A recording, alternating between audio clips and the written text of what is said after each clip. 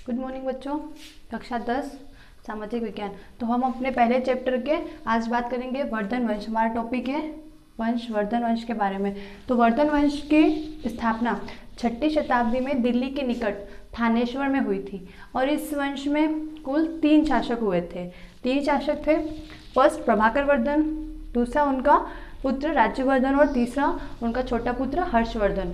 तो प्रभाकर वर्धन इस वंश के सबसे पहले शासक हुए थे। उनके बाद में राज्यवर्धन इस वंश के दूसरे शासक थे, जिनकी गोंड शासक शशांक ने हत्या कर दी थी और वो इस युद्ध में हार गए थे और फिर उनकी मृत्यु हो गई थी। तो 606 ईस्वी में राज्यवर्धन की मृत्यु के बाद में उनके छोटे भाई हर्षवर्धन को वर्धन वंश का उत्तराधिकारी बनाया गया। तो वर्धन वंश का सबसे प्रतापी शासक था हर्षवर्धन, जिसने कन्नौज को अपनी राजधानी बनाया और 40 वर्षों तक काफ़ी लंबे समय तक शासन किया और महाराजा धीराज की उपाधि धारण की। लेकिन निसंतान होने के कारण हर्षवर्धन की मृत्यु हो गई 647 ईस्वी में और उसके बाद में उनके शासन का अंत हो गया। तो इस तरह से 3 शासक के बाद में वर्धन वंश की समाप्ति हो गई। अब हम बात करते हैं तुम्हारे दूसरे टॉपिक पाल वंश के बारे में। पाल वंश की स्थापना बंगाल में 750 ईस्वी में गोपाल नामक व्यक्ति ने की थी। इसके बाद में धर्मपाल इस वंश का सबसे प्रथम शासक था, जिसने कन्नौज तक अपने राज्य का विस्तार किया था, अपनी सीमाओं का विस्तार काफ़ी किया था।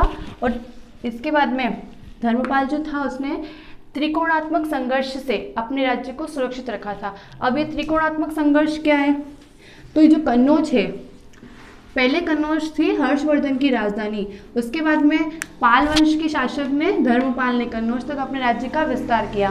तो त्रिकोणात्मक संघर्ष पाल वंश, राष्ट्रकूट वंश और गुर्जर प्रतिहार वंश, इन तीनों वंशों के बीच में कन्नौज को प्राप्त करने के लिए युद्ध चल रहे थे। तो उस युद्ध से धर्मपाल ने अपने पाल वंश को सुरक्षित रखा और कन्नौज तक अपने राज्य का विस्तार किया।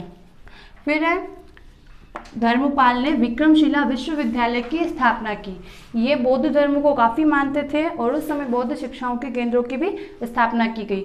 तो बौद्ध शिक्षा केंद्र के लिए ही विक्रमशिला विश्वविद्यालय की स्थापना की थी। फिर बात करते हैं हम देवपाल की। इस वंश के अंतिम शासक थे देवपाल ने अपनी राजधानी को काफ़ी युद्ध लड़े थे, विजय भी प्राप्त की थी। फिर अपनी राजधानी